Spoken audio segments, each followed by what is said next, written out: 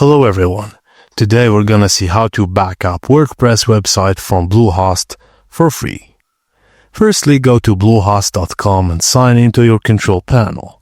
In the left sidebar, click on the Hosting tab. If you have multiple websites, you'll see a list of them. Click the Settings button for the site you want to back up. Inside your site's dashboard, navigate to the Backups tab. Then click the Create New Backup button. Bluehost will automatically generate a fresh backup of your website files and database.